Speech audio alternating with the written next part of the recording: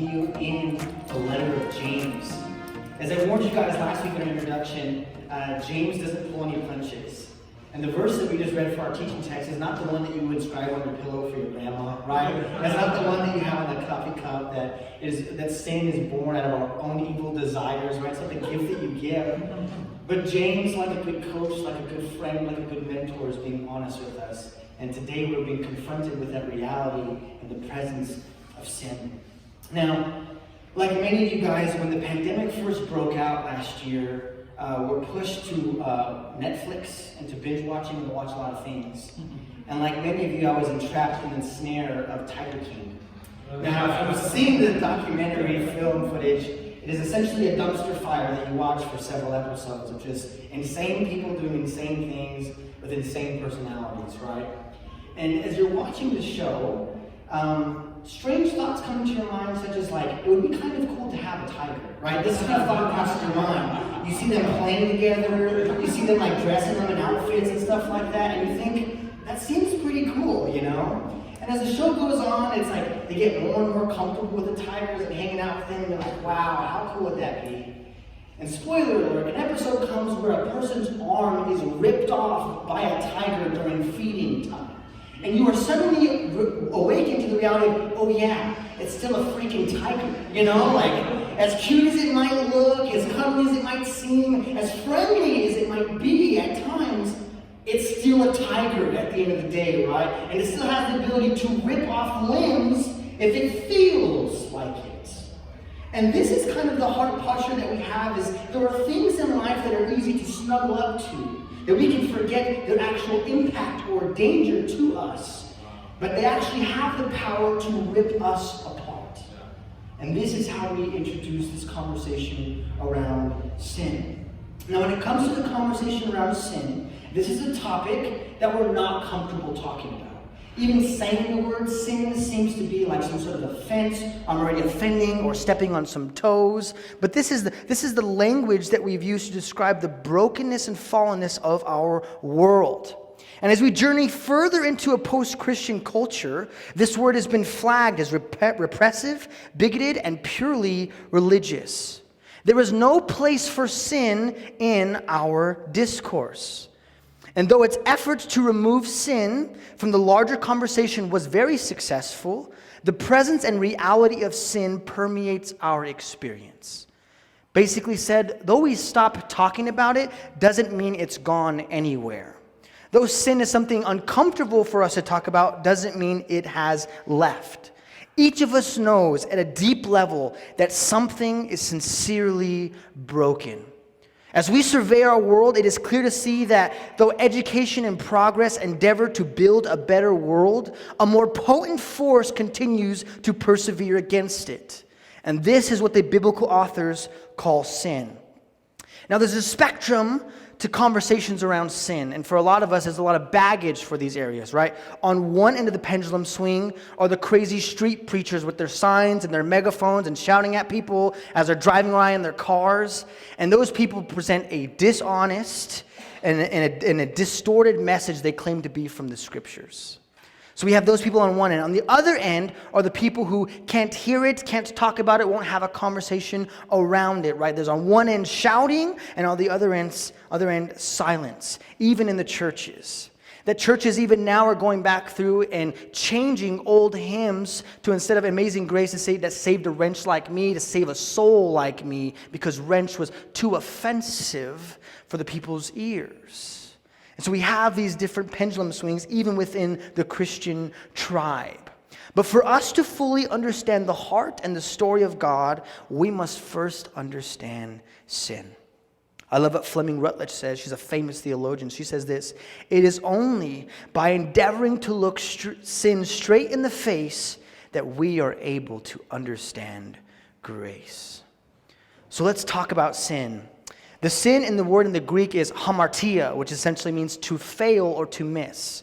You you would hamartia to reach your destination. If you put the wrong place in your GPS and you got to the wrong place, you sinned, you failed to get to the destination. That's the idea of the word. Or imagine an archer who is pulling back a bow and misses the bullseye. Hamartia, sin, it's missing. This is the idea of this word. And the biblical authors use this word to describe the human experience. That when you and me as followers of Jesus miss the mark, fail to get to the destination of loving God or loving others, we sin. We miss the mark. We do not arrive where we are intended to go. Now, there are some cultural responses to sin. The first is to reject. Straight up, we're not going to talk about it. We're not going to have any conversation about it. We're going to reject the notion that there is even such thing as sin. But if we look at the world for any amount of time, we know that this is not the case. Because as we look at the world, it is marked by scandal and greed and heartbreak and brokenness. And though we cannot talk about it or blame shift it on other things, the presence and reality of sin is still there. So the culture wants to reject the framework that sin is a reality. And they do this subtly by changing the language. So it's no longer sin, it's a mistake, it's a mess up, it's a slip up, right? It's no longer that you were deceitful, but it's just a little white lie, right? And they attach the words to things that are good. Like if you ever had like a chocolate sin pie, those are usually the best kind because they have the most chocolate or the most sweets, right? And they're trying to dilute this idea of sin. The next thing we try to do is redefine. So they want to shift categories to be what would even be in this area and what behavior would even fit into this category of sin, removing more and more things. Particularly now it's reserved for like genocide or anything like that, murder, things that we could all agree on. But more and more things that are sinful are being pulled out of that category. And the last is to redirect. And I think this is the one that's most prominent, is they point the faults and failures of our world and as individuals on something else. It's on the individual, it's on the person, it's on the political system that is at play, it's on a certain ideology, it's on a certain level of tolerance or education. That the reason that the world is the way it is because the right person isn't in office, or the right policies aren't being done, or we're not tolerant enough of one another, etc., etc. This is all in an effort to create a framework, a worldview that doesn't have sin and can still account for evil. But what is Jesus' response to sin? Now, I know that we have that image in our mind of the street preacher, but I want you to understand that is not the heart posture of Jesus. Jesus' response is grace, truth, and redemption. Grace, truth, and redemption. First, grace. That God meets us right where we are, and He meets us with the forgiveness of sins. That all of our mistakes, all of our failures, all of our slip-ups, all of our brokenness, God covers with His love. And that in dying on the cross and shedding His blood for our sins, Jesus covers us with grace. And it's not because He has to, it's because He wants to. It is born out of the Father's love.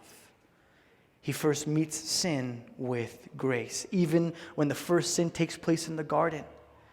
And Adam and Eve are receiving the consequences of their sin. It is at that moment that God makes a promise. That though you've brought sin into the world, I'm going to send one who will come from the seed of the woman, who will crush the serpent's head as he will strike his heel, saying that grace is even there in the garden in the beginning. The next is with truth. The reality is that Jesus tells the truth. There's so many passages that I don't like because they confront me in my own junk. There are so many things that if I was Jesus' PR person, I'd say, this is probably not what we want to put out there, right? Because it's a little bit abrasive, it's a little bit confronting. But this is the heart posture of the Father, is to give grace, but also to give truth, to be honest. Someone who loves and cares for us, an important attribute of somebody who loves and cares for another is the willingness to tell the truth. And the last is redemption. That anything that sin has corrupted and ruined, God is in the process of making new again. And at the end of all things will be made new. Not that we will get all new things, but everything that was broken, tarnished, rotted, stolen would be returned by the work that Jesus has done for us on the cross.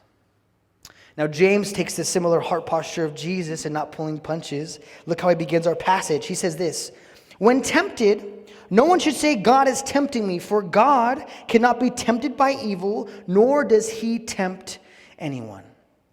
James is coming off the tail here of his whole spiel about trials, and we'll have more conversations about that. But what typically happens is when hard times come into your life, one of the first things you want to do is run back to old bad habits. When things get real hard, when you get stressed out, you want to run to those old areas of comfort, of what you thought was relief. For some people, that looks like drugs or alcohol or pornography or bad relationships, whatever it might be. We run towards things that give us temporary pleasure and comfort.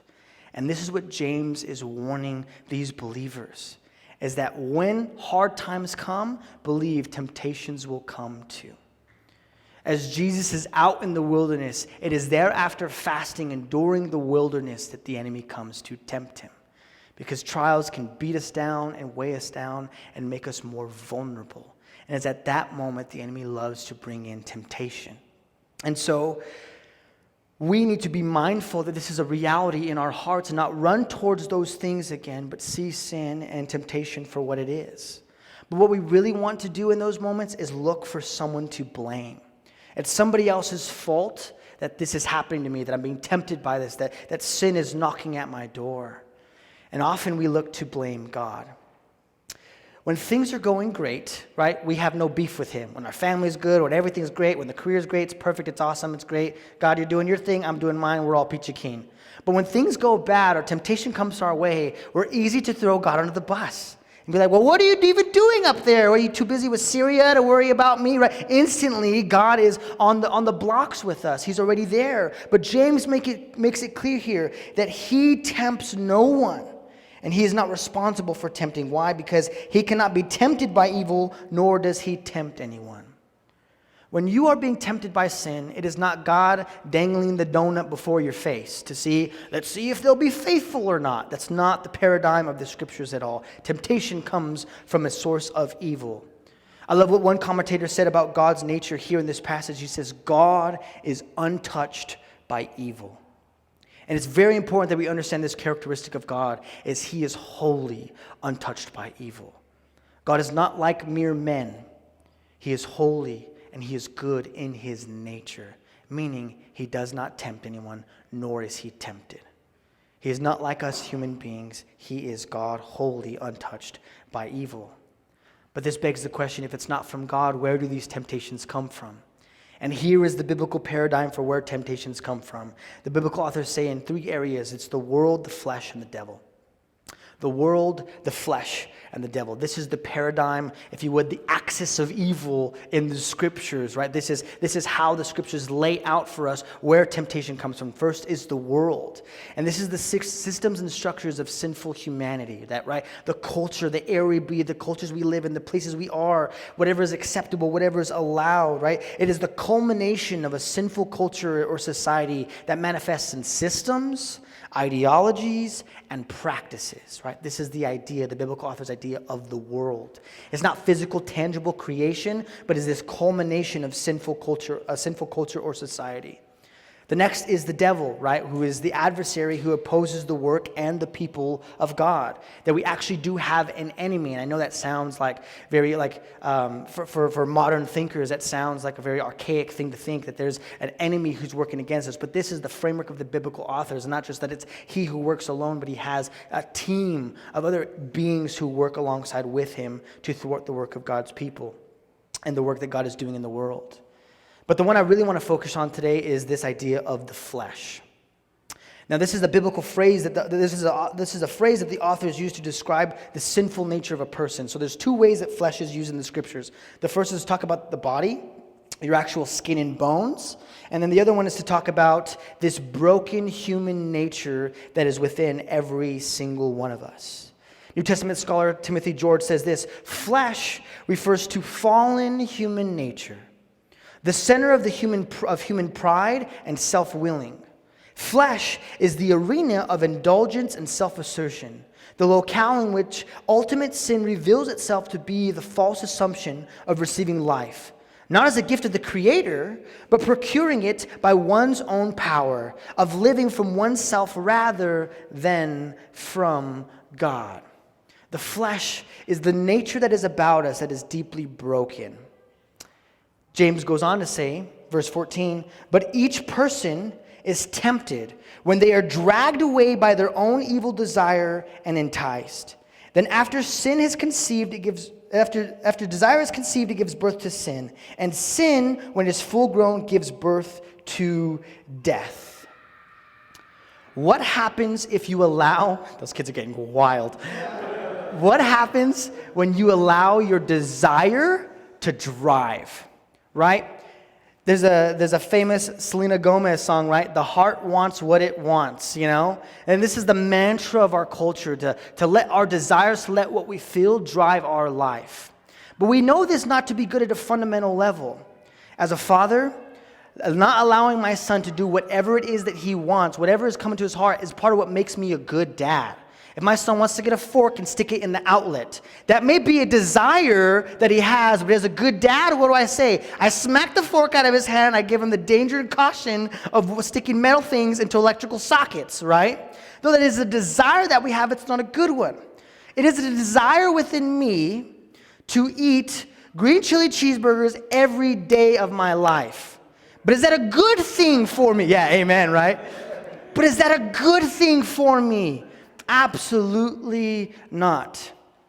When a friend of mine is asking for me to go to an event of theirs or something like that, and it's not something I'm interested in, it's not something I want to do, a desire that I have is to blow it off and not go there, right? But a loving thing for me to do, the right thing for me to do is go, is show up, be a good friend.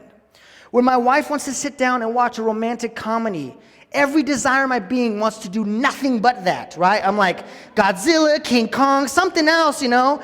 But the right thing for me to do is what? Sit down and watch Love Actually or Crazy Love, whatever the movie is, right? To sit down and watch those things. Everything that I desire is not always good. And this is that heart, the heart wants what it wants is the manifesto of hedonism and the mantra of our culture. But what is the fruit of letting our desires drive? And where does this road ultimately lead us to? If you only ever did what it is you wanted, you live a very isolated and alone life because all your relationships would deteriorate. You'd be a terrible person to be around. You'd be unloving, ungracious, unkind, unthoughtful, and honestly intolerable because you wouldn't be a person that anyone would want to be around. Now, this journey may feel great at first, but what does it ultimately lead up to? Famous philosopher and thinker Billie Eilish, the pop star, says this in one of her latest songs. She says, I had a dream, I got everything I wanted. Not what you think, and if I'm being honest, it might have been a nightmare. The entire song is summing up her experience of rising to stardom and fame. And all her desires ever since she was young was to make music and to be famous. And finally, when she gets there to make music and be famous, it's not what she wanted. It's not the life she envisioned. And I can go story, quote after quote of all these people who go after the things they think will make them happy. And when they get there, they realize it's not there. That the desire in them is still aching for something more, is still longing for something more. That no matter what rat race we get ourselves into, it is just that we're hamsters in a wheel, forever chasing something we're never going to have. So let's talk about desires. Now, not all desires are created equal, right? Not all desires are bad.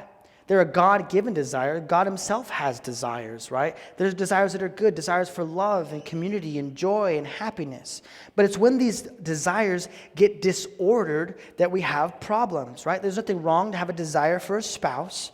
But if your desire for a spouse causes you to be a bad person and treat other people and be conniving and manipulative, right? That's a bad thing. It's not a desire to have a career, but it is if your desire is superseding the way that you treat other people to get into that place, to get that promotion, then it's a problem. But there are desires that we know that we have that are not good. I want you to imagine that for the next 7 days, your thought life was going to be projected onto this screen, right? In its totality. There are desires, there are thoughts that come through your mind that you would be horrified if these things showed up here, right? One, they're not fully representative of who you are. You were hangry, you were tired, you were something else, right? And two, you know that desire was in you and it's not good. And there's some things that would come across that screen that would horrify you and terrify you that was even something in your heart. Right?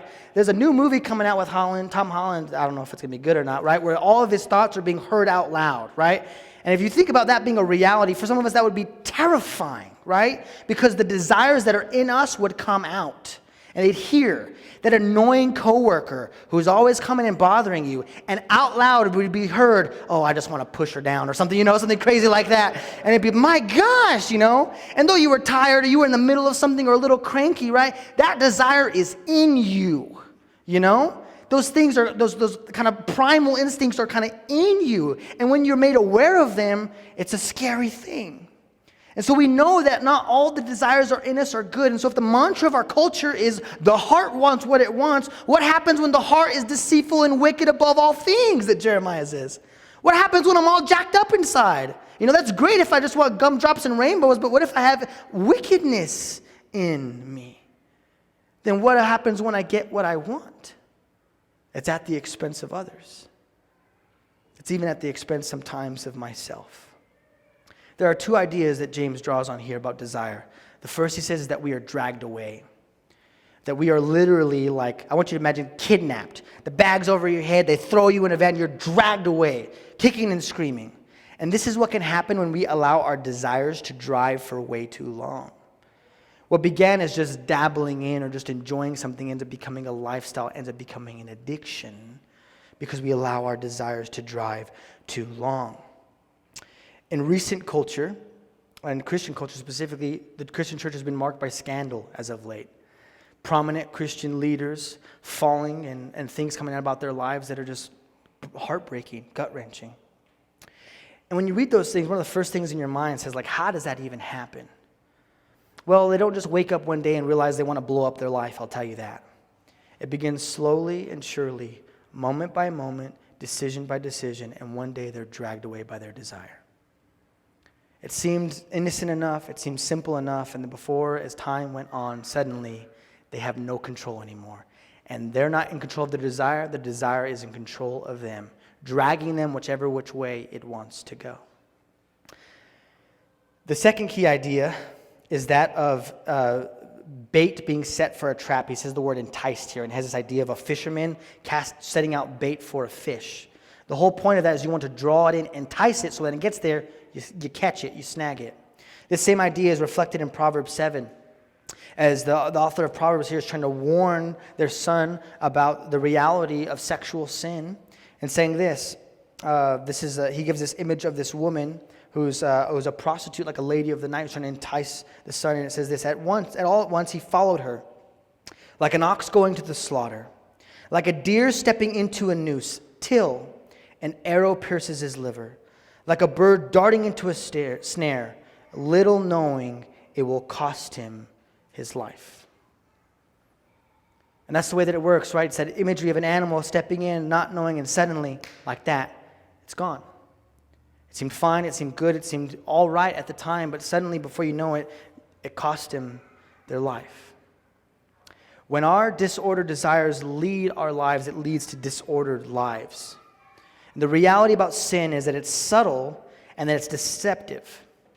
It doesn't reveal itself to be exactly what it is, but it's just this little bit of bait to draw you in, to get you sunk in on what it ultimately wants for you, which James goes on to expound here, right? That after you've been enticed, then what happens? Then after desire has conceived, it gives birth to sin. And sin, when it is full grown, gives birth to death. It's this idea of progression. It begins as a desire, it leads to sin, but it ultimately ends in death. James says, where does this road ultimately lead us? It leads to death. First, death to life with God. That when you live in sin and rebellion, you cannot have fellowship with him. The scriptures are clear in that. So it leads to death of life with God. The second is it leaves you dead because you end up becoming enslaved to sin. It no longer becomes something that you can do if you want to do it. You have to do it because you're compelled to do it now by your flesh, by that desire. And ultimately dead because it's no longer you who are there or who God made you to be. You become a shell of a person, hardened your heart by sin. Jesus pulled no punches in this. Matthew chapter 5, Jesus says this: if your right eye causes you to stumble or sin, gouge it out, throw it away. It is better for you to lose one part of your body than for your whole body to be thrown into hell. And if your right hand causes you to stumble, cut it off, throw it away. It is better for you to lose one part of your body than your whole body to go into hell. This is one of those PR passages I was telling you about, That's hard to hear. But Jesus understands something about sin that we don't. And it's how deadly it is and what it actually will cost you. He says losing your arm is nothing to losing your life. Think about that famous movie, I forget, with James Franco, where he's a mountain climber, whatever, he gets his arm caught in a rock. It's like either I can stay here or die, or off with the arm, Those are your two options. And this is the kind of radical nature in which Jesus is teaching us to deal with sin. Now, as a clarification, he's not being literal, If lying's a problem for you, he's not like seal your lips shut or something, right? But what he's saying here is we must take drastic measures with our sin, because if we do not, it will consume our lives. It will take us whole. We must understand how dangerous sin can be. James says this, verse 16. Don't be deceived, my brothers and sisters. And to be candid with you, this is, I think, an area our modern church struggles greatly, is that we are deceived into buying the lie that sin sells. And here's the lie that sin sells us: that life is better apart from God. Life is better if you just do it yourself. You define good and wrong for yourself. You define what is right. You define what makes you happy. You do you. How is that working for us? We live in a social utopia of goodness? Of course not. Look around. It's not paying off in any way, shape, or form. Brothers and sisters, it's really important. I know that in some church cultures, this idea of sin is more about sin management, right? That we just want you to look a certain way and do a certain thing and do the right Christian things, and that's hogwash. That's not anything to do with the biblical authors and how Jesus taught. We won't run from sin because it's bad and it hurts our PR, right? We run away from sin and we run to Jesus because he's better, And what's being propagated in churches is stop doing all the bad stuff, fix yourselves. And that's like a terrible thing. It's like, and that's not what we're preaching here. We're saying run away from sin because Jesus is so much better. It's not just this is bad, stop it, don't do that. It's saying, hey, look, that way of life leads you nowhere. Let me show you life and life to the full, which is found in him. And this is what James goes on to say here shortly. But what we have to realize is what we are actually longing for is not what we are running to, but it's something that our soul cries out for, and it's him. It's a relationship with him. So James tells these believers, do not be deceived. Don't buy into the lie about sin. Let me tell you about him. Goes on to say this, verse 17. Every good and perfect gift is from above, coming down from the Father of the heavenly lights, who does not change like shifting shadows. One of the reasons we take advantage of sin is because we feel like God is holding out on us. Think about the Garden of Eden. As the serpent tempts Eve, he tells her that if she's to partake of the tree, she's going to be like God, knowing all things. He says the reason God doesn't want you to take part of this tree is because he doesn't want you to know everything that he knows. Well, what Eve doesn't understand at that moment is every time God would take walks with them in the cool of the day, he was imparting his wisdom onto them. He was imparting what he knew onto them. But it was a journey with him. It was a relationship with him. So her and Adam decided to seize good and evil for themselves, see this autonomy for themselves because they felt that God was holding out on them. Any good experience you could have in this world, he's the author and good giver of those things. I think sometimes we think that God is like this grumpy old man in heaven who's just looking to kill the party, And he's like, hey, stop that, don't do that, don't look there, don't listen to that. And that's not at all the posture of the Father. Anything good and creative in the world, he's the author of. He's the author of creativity. I want you to understand that. When you've had the best meal of your life, like when that spoon or fork touched your lips, a tear fell, right? That goodness, God instilled that into the world, right? You leave watching a movie, and that movie blew your mind, you laughed, you cried, you were amazed. That little bit of creativity shining through, God is the author of that. The best day you've ever had with a spouse or a loved one, that you're just enjoying so much, the communion, the time together, the laughs, the friendship, the joy, the greatest moment there, God is the author of. He invented all the good stuff, and we feel like he's the one that's a downer on the party, He's the author of good things, and every good and perfect gift, what comes from him. It comes from above. Brothers and sisters, hear me out. God is not holding out on you. But when we try to seize things for ourselves, we make a mess of them. He's a good dad who takes care of his kids. He's a good dad who takes care of his kids. You can trust him. You can trust his heart. He's not holding out anything from you. And those of you who've lived any amount of time and you've decided, I'm going to define good and evil for myself, how did that work out for you? Honestly, at the beginning it was fun. At the beginning it was a good time, but down the road, is it really paying off? Are you really happier now than you were before? Or man, are you drinking salt water in hopes that it cures your thirst? He's a good dad who doesn't hold down his kids. He's the author of all things good, and everything good comes from him. He is the creator. But what we've done is we've subbed the creation for the creator. We love the things he's made rather than the one who made them. Now I want you to think about this. Imagine it's me and my wife's anniversary, and she gets me a gift. And I love the gift more than my wife, right? How horrible would that be? Babe, an Xbox, thanks! And just leave her like that on the anniversary, She spent all that time, all that love pouring out the gift, and it would be atrocious that would be a thing even in my heart, but this is what we do with God all the time. A career, Lord, thank you. A spouse, Lord, thank you. And we leave him behind. Substituting the creation with the creator, when really he's the author of it. He's the source of it. It all comes from him. What you're really longing for is not what he can give, but who he is what you're longing for with him. He goes on to say this. He chose to give us birth through the word of truth, that we might be a kind of first fruits of all that he's created. I titled today's message, There is More.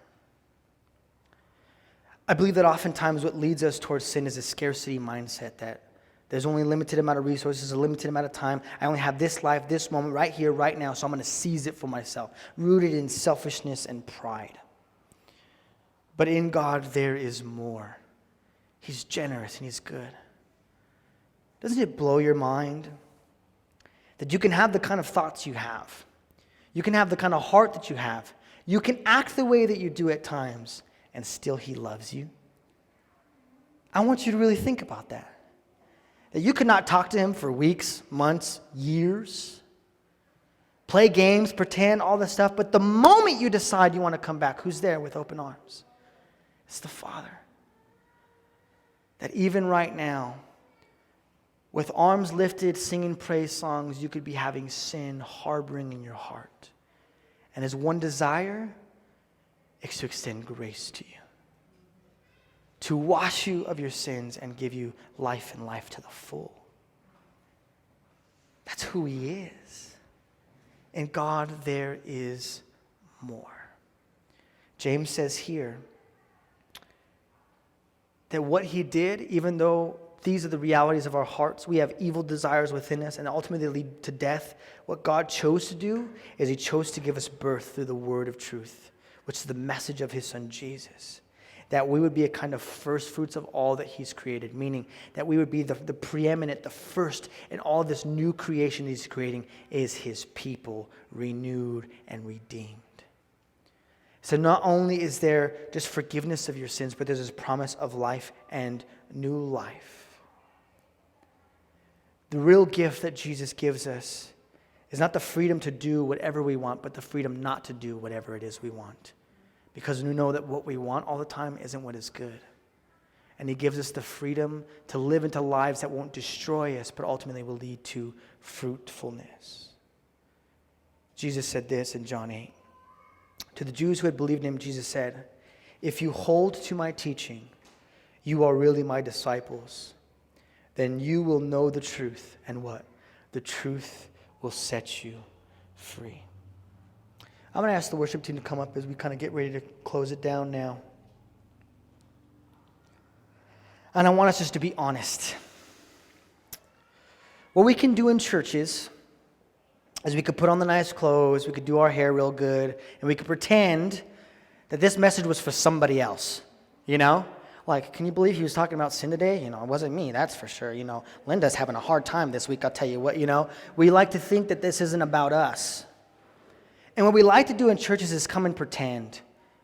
And it's insecurity, it's all these other things. It's worry that everybody in here has it right, and I'm the only one who has a jacked up life. And so when I walk in here, it's like all these people in here are living great lives, but me, I'm a hot mess. So I'm just going to pretend like everybody else and pretend like everything is fine. Let's just clear the air. All of us are a hot mess, all right? You need to know that right now. That every single one of us in here has sin and brokenness. Myself, the worship team, anybody here, we all have sin and brokenness. I didn't get here because I'm really good. I got here because of Jesus, Same thing for all of us. And what unites us all is that we all desperately need the blood of Jesus. We all desperately need the grace of God. We all desperately need Him. That's why we're all here. It's because all of us admit we got junk, we're broken, and we need Jesus. That's why you're here. And so what we need to do is stop pretending. Stop playing games. Stop acting like it's not a reality. As I was teaching, I believe that the Spirit of God was bringing things to mind in your life. When I talked about sin, immediately some things came into your mind, into your heart. Oh yeah, there was that thing that I did. Oh yeah, there's this thing I don't talk about. Oh, there's this thing. And then what you want to do is shush all that down. Let's get to the service. Let's go eat some food. Let's get on with the day. But that is God coming to you saying there is something that still has you in bondage. There is something that is still costing you your life. There is something that is still holding you down.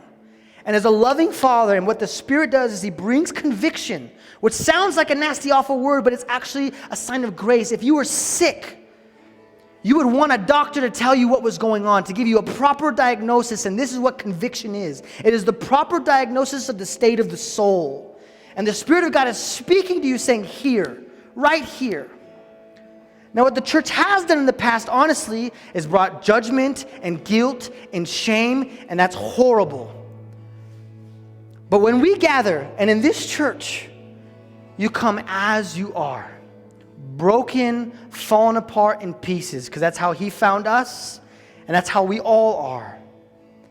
And as you come to Him, the biblical authors give this idea of confession, of just declaring out loud that a way that you're living is not good. It's wrong. It's against Him. And that's where the healing begins. The healing begins when you agree with God, with His truth, with His word. This is not how I should be living, Lord. And as there, God begins the work of healing all that sin and brokenness has done. The forgiveness of Jesus covers you, and you have life and life to the full. And so what we want to do now, as we sing this song, I believe will come to the altar, is to do just that, is to come. He sees you. He knows you. He knows the things you're trying to hide, and His heart for you is come. Are you worn out? Are you tired? Are you sick and tired of trying and trying and trying and trying and it never bringing you satisfaction or joy or peace or love? Then come. Let me take that.